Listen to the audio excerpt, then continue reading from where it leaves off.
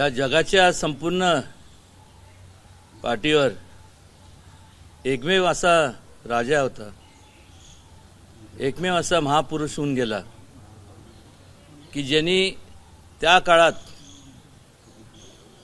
संपूर्ण जे विचार दिले आणि त्या विचाराच्या आधारावर आज सुद्धा केवळ आपला देश नाही तर त्यांचा त्या विचारांचा आधार घेऊन अनेक देश चाललेत.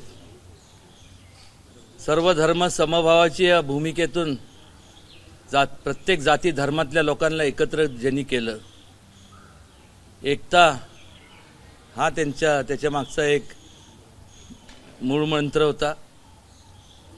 राज्यकारभारात लोकांचा सहभाग व्हावा म्हणून विचार त्यांनी मांडला. अर्थात लोकशाही ज्या लोकशाहीत आपण वावरतो त्याचा जर पाया कोणी रचला असेल तर छत्रपती शिवाजी महाराजांनी. आणि असं असताना ज्यांनी कधी स्वतःचा स्वार्थ कधी पाहिला नाही, कुटुंब म्हणून स्वतःचं फक्त केवळ कुटुंब म्हणून त्यांनी बघितलं नाही, तर ह्या देशातले सर्व लोकांना वेगवेगळ्या जाती धर्मातल्या लोकांना त्यांनी आपलं कुटुंब म्हणून समजलं. एक प्रकारचं एक असा जो विचार आहे आणि त्या विचाराच्या आधारावरतीच आपल्याला आज आपण ज्या लोकशाहीत आपण वावरतोय, आपल्याला जी आझादी आपल्याला मिळाली, गुलामगिरीतनं आपली जी सुटका झाली, केवळ ह्याच विचारांमुळे झाली. आणि असं असताना तत्वाशी कधी तडजोड ज्यांनी केली नाही, ज्या व्यक्ती महापुरुषांनी छत्रपती शिवाजी महाराजांनी कधीच तडजोड केली नाही. असं असताना अनेकदा त्यांच्याबद्दल असे गलिच्छ विधानं केले जातात. एक 2-3 दिवसापूर्वी आता मीडियामध्ये जे संपूर्ण टी व्हीवरती जे पाहत असताना केवळ मलाच नाही तर अनेक संपूर्ण सगळे शिवभक्तांना एवढं वेदना होतात की काय असं त्यांनी विधान केलं. हा राहुल सोलापूरकर म्हणजे कोण आहे आणि त्यांनी जे विचार त्यांनी जे तो जो म्हणाला लाच, मला वाटतं असे लोकांना ज्यांनी लाच घेतात यांना लाच पलीकडं काय समजत नाही. हे असं बोलताना म्हणजे जिभेला हाड नसतं मला माहीत आहे, पण लावली जीभ टाळाला आणि काही पण बोलायचं, अशा लोकांच्या जिभा हसडल्याच गेल्या पाहिजे. आणि जे महापुरुषांच्या बद्दल असे विधानं करतात, कोणी असू दे, त्या सगळ्यांना जनतेने ठेचून काढलं पाहिजे, दिसल तिचं ठेचलं पाहिजे, वेचून ठेचलं पाहिजे. कारण की ही जी विकृती, ह्या विकृतीचा वाढ झाली तर तुम्हाला सांगतो या देशाच्या अखंडतेला धोका निर्माण होणार आहे. वेगवेगळ्या जाती धर्मात जे काय तेढ निर्माण केले जातात हे अशा विकृत लोकांमुळं.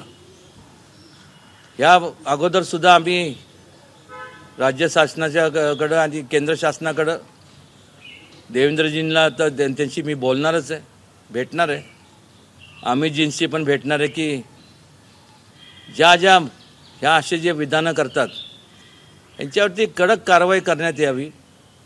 देशद्रोहाचा त्यांच्यावरती संपूर्ण कायदा लागू त्यांना केला पाहिजे. छत्रपती शिवाजी महाराजांचे जे विचार आहेत हे जर आपण जपलं नाही तर तुम्हाला सांगतोय देशाचे तुकडे व्हायला फार काळ लागणार नाही. आणि ही असे जे विकृत विधानं जे करतात हे त्याला कारणीभूत आहे. आणि त्यामुळे अशा लोकांना यापुढं त्यांचे चित्रपट कुठले जरी असतील किंवा जे कुठं अभिनय करत असतील त्या ठिकाणी ते हाणून पाडले पाहिजे. जे कोण फिल्म इंडस्ट्री मधले जे काय प्रोड्युसर, डायरेक्टर किंवा जे काय संपूर्ण जे असतील या लोकांनीसुद्धा अशा लोकांना थारा दिला नाही पाहिजे. ह्या लोकांना गाडलं पाहिजे. ह्या लोकांना जर गाडलं नाही तर हा देश, या देशाच्या अखंडतेला चा प्रश्न आहे आणि जास्तीत जास्त याचा मी कठोर शब्दात निषेध करतो. खरं तर मला जर विचारलं तर असं वाटतं त्याला गोळ्या घालून मारलं पाहिजे. त्यालाच नाही तर असे जे लोक असतील ना त्या सगळ्यांना, कोणी पण बेताल वक्तव्य करायचं, ज्या व्यक्तींनी संपूर्ण आयुष्य स्वतःचं या देशासाठी संरक्षणासाठी परकीय आक्रमणाला सामोरे जात असताना स्वतःची जीवाची पर्वा न करता संपूर्ण ते पुढं गेले, अशा लोकांबद्दल असं वक्तव्य जर होत असेल तर याला दुसरं काही पर्याय नाही. फार बोलण्यापेक्षा मी एवढंच सांगेन, तो जिथं दिसल आणि असे लोक जे कोण महापुरुषांचे अवमान करत असतील ह्या सगळ्यांना ठेचा आणि गाडा. तुम्ही निषेध व्यक्त करत कारवाईची मागणी करताय, पण अशीच वादग्रस्त विधानं करणारी लोक भांडारकरवर आहेत. कुठले निकष आहेत माहीत नाही, असे सदस्य भांडारकरवर मध्ये भरलेले आहेत. मी तेच तुम्हाला सांगतोय की हे जे कोण असतील यांना शोधून ठेचलं पाहिजे, यांना गाडलं पाहिजे.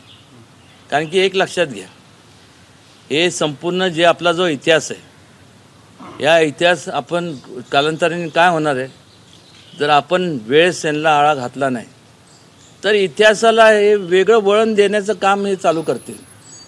कालांतराने उद्या छत्रपती शिवाजी महाराजांना एक वेगळं, म्हणजे आज मला सांगा ना, देवाची संपूर्ण जगभरात असे अनेक मोठे योद्धे होऊन गेले, पण एकमेव छत्रपती शिवाजी महाराज आहे की त्यांची आपण प्रतिमा देवारात ठेवतो. का ठेवतो तर बाकीच्यांनी त्यांचं साम्राज्य वाढवण्याकरता त्यांनी लढाया केल्या. शिवाजी महाराजांनी लढाई केली तर संपूर्ण ह्या देशातले जे लोकांवरती होणारा अन्याय ते छाटण्याकरता आणि परकीय आक्रमण रोखून फार स्त्रिया असतील आणि वयोवृद्ध लोक असतील, संपूर्ण समाजातल्या घटकांची त्यांनी संरक्षण, हाच एकमेक त्यांच्या मनात एक उद्दिष्ट होतं. आणि काय बोलणार, म्हणजे अक्षय किळसवाणी प्रकार आहे. पण अशा कलाकारांचे फोटो जे आहेत ते मोठ्या मोठ्या नेत्यांसोबत भेटत आहेत आणि त्याचबरोबर काही संघटना ज्या आहेत राईट विंगच्या त्यांच्यासोबत पण इतिहासकारांसोबत पण फोटोज आहेत. आणि दुसरं एक राजे, हे कलाकार आहेत, साहित्यिक नाहीयेत किंवा इतिहासकार नाहीये. अगदी बरोबर. मग अशा ह्याच्यावर जर वादग्रस्त वक्तव्य करत असतील तर त्यांच्यावर कारवाई कशा पद्धतीने करायला पाहिजे? कारवाई तर झालीच पाहिजे, त्यांना तुरुंगातच टाकलं पाहिजे, देशद्रोहाचा त्यांच्यावरती गुन्हा दाखल केला पाहिजे. त्याच्या अगोदर सुद्धा भेटलोय मॅडम, आणि आता सुद्धा या 1-2 दिवसात आम्ही त्यांची भेट घेणार आहे. मी स्वतः घेणार आहे. गेल्या काही दिवसांपासून बघितलं जात आहे की छत्रपती शिवाजी महाराजांना वारंवार त्यांच्यावरती टीका करण्याचा प्रयत्न सुरू आहे. अशी अनेक घटना गेल्या काही दिवसात झालेल्या आहेत. याचीच ही पुनरावृत्ती आहे. सुधांशु त्रिवेदी प्रकरण असेल, त्याच्या आधी झालेली आहेत, नंतरही झाली. तर एका पक्षाचे खासदार देखील सुधांशु त्रिवेदी एका पक्षाचे खासदार, नाही हे बघा, खासदार असतील, आमदार असतील, मंत्री असतील किंवा पत्रकार असतील किंवा कोण उद्योजक असेल, कुठल्याही क्षेत्रात जरी काम करणारे असतील तर कोणालाही मगाशी सांगितल्याप्रमाणे त्यांना ठेचून त्यांना गाडलं पाहिजे. ते म्हणतो ना आपण, ही चूक नाही तर घोड चूक आहे आणि त्याला माफी असूच शकत नाही. पण ते त्या व्हिडिओमध्ये बोलताना म्हणतात की अशा, बरं ठामपणे म्हणतात की अशा प्रकारचे पुरावे आहेत. बरोबर आहे. म्हणजे औरंगजेबच्या भेटीला जाताना जर रावल्याचा जर विचार केला तर त्याचं म्हणणं असं असणार, त्यांनी महाराजांना लाच दिली म्हणून ते भेटीला गेले. ते तसं नसतं, त्यांच्या शौर्याचं ते प्रतीक होतं. लाच घेणाऱ्यापैकी महाराज कधीच नव्हते. नाही तर आज आपण त्यांना दैवत म्हणून किंवा आपण त्यांचा एवढं 300 वर्षाहून अधिक वर्ष गेल्यानंतर देखील आपण त्यांची आठवण, त्यांची प्रेरणा जे घेतो याची लायकी काय राहुलाची किंवा अशा लोकांची? कोरोना नाही, काळात ज्या पद्धतीनं काल त्यांचा पुन्हा दुसरा व्हिडिओ आला त्यात त्यांनी म्हटलंय की ज्यांना दुःख झालं असेल त्यांनी सगळ्यांची मी माफी मागतो, पण औरंगजेब हा लाचखोरच होता त्या माझ्या या संदर्भात माझ्याकडे पुरावे आहे. अरे तो लाचखोर होता का नाही होता? तो हरामखोर होता. ह्याच्या पलीकडे काय? तू कोणाची तुलना कोणाबरोबर करतोय? तर तो हरामखोर होता ना, तर राहुल काय कमी हरामखोर आहे का?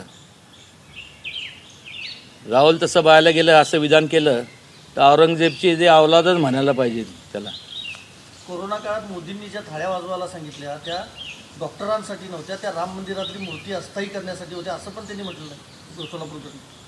हे बघा आता त्याच्यावरती किती चर्चा करायची? त्याला ठेचा ना, बस झालं. असे लोक वेचून ठेचले पाहिजे. किती वेळ लागतोय?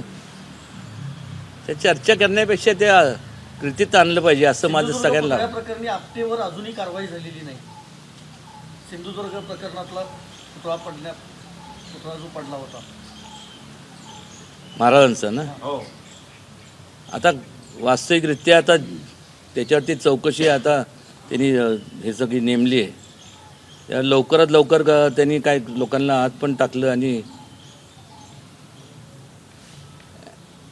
जेव्हा देत असताना वास्तविक त्या लोकांची पात्रता आहे का नाही हे तपासून दिलं असेल नसेल त्याबद्दल ते चौकशी अहवालात सगळं निष्पन्न होईल आणि त्याच्यावरती कडक कारवाई झालीच पाहिजे. राहुल सोलापूरच्या घराच्या बाहेर आता आंदोलनं सुरू आहेत कालपासून. तुम्ही महाराष्ट्रात गेल्याच्या नंतर त्यांना जाब विचारायला जाणार आहात का किंवा तुमचा काही पोलीस बंदोबस्त वाढवलेला आहे? हे करणार? पोलीस बंदोबस्त म्हणजे माझं तर म्हणणं आहे की पोलीस बंदोबस्त त्यांनी काढून घ्यावा. पोलिसांना दुसरं काय उद्योग नाही का? इथं बलात्कार होतात, हे होतात, अनेक घटना घडतात. तिथं त्यांनी लक्ष द्यावं. या टुकारड्या भिकारड्या अशा हरामखोर ह्या रावल्याच्या इथं कशाला पोलीस बंदोबस्त ठेवत आहे?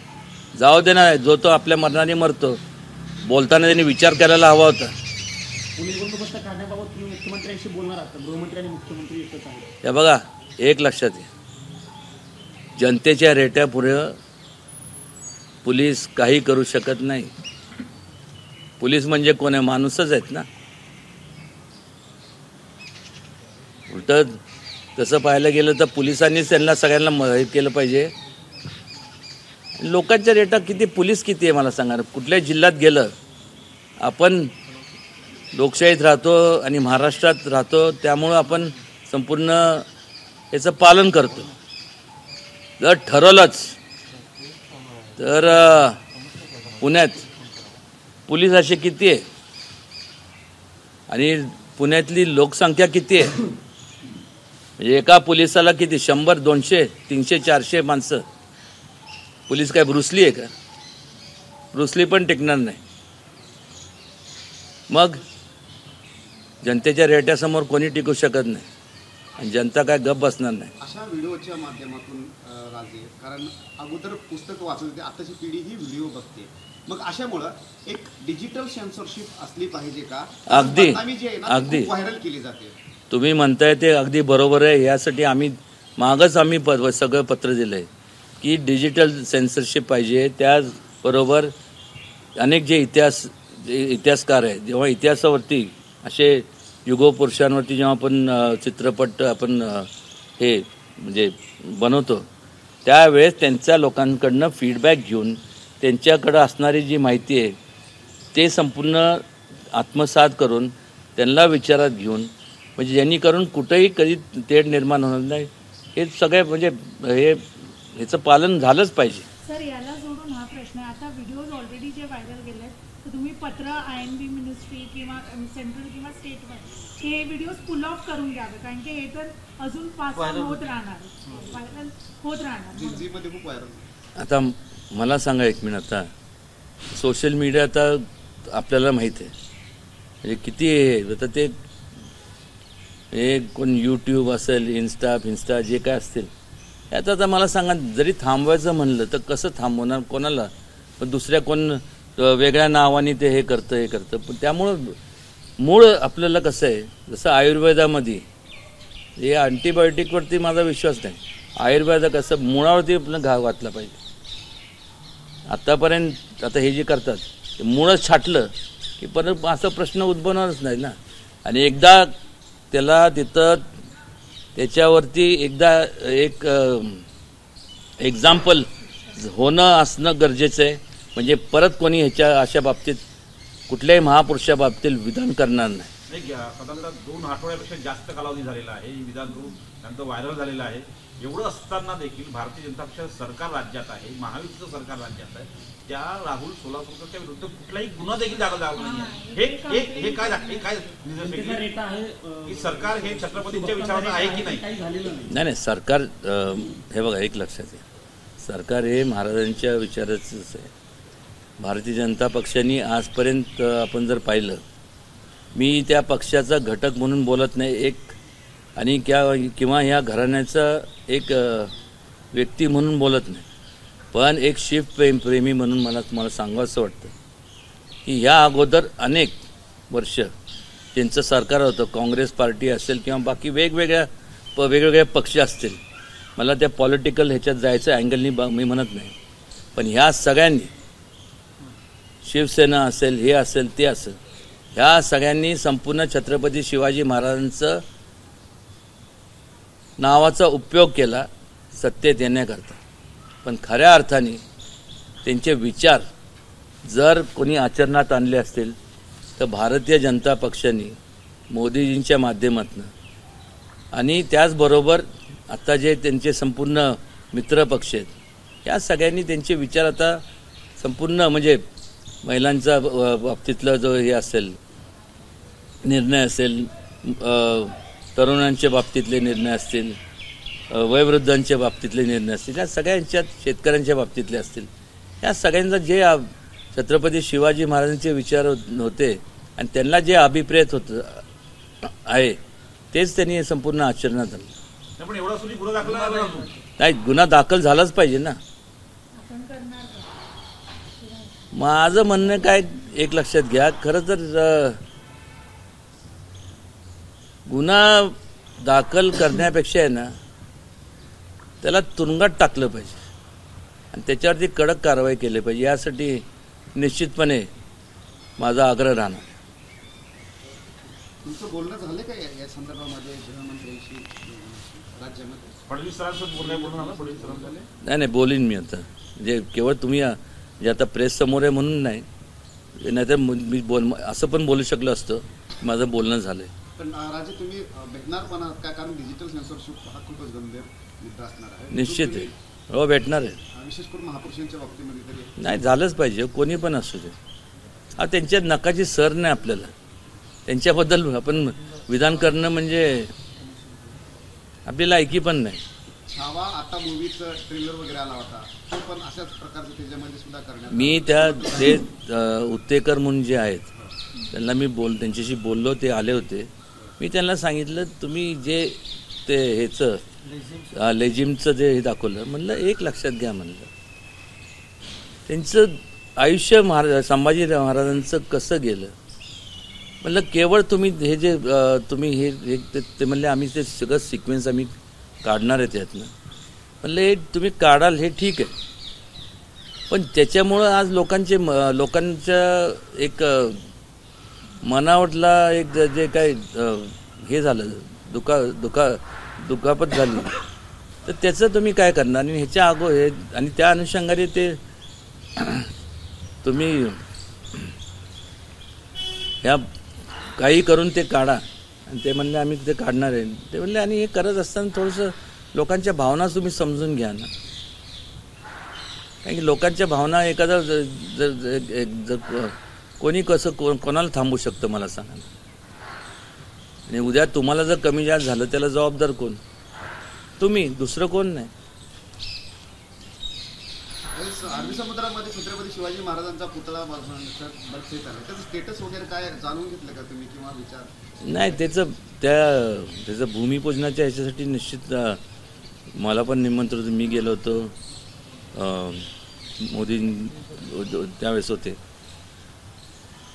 खरं तर ते आता व्हायला पाहिजे होतं, पण या पलीकडं मला असं वाटतं की जे पैसे तिथं जे खर्च करणार आहेत त्याच्याऐवजी जेवढे किल्ले आहेत महाराजांचे किंवा त्याच्यावरती जर ते संपूर्ण जर हे केलं ते अधिक चांगलं होईल. कारण की एका ठिकाणी एवढं इन्व्हेस्टमेंट करण्यापेक्षा वेगवेगळ्या ठिकाणी, कारण की आता आम्ही एक शिव स्वराज्य सर्किट म्हणून संकल्पना आम्ही मांडली.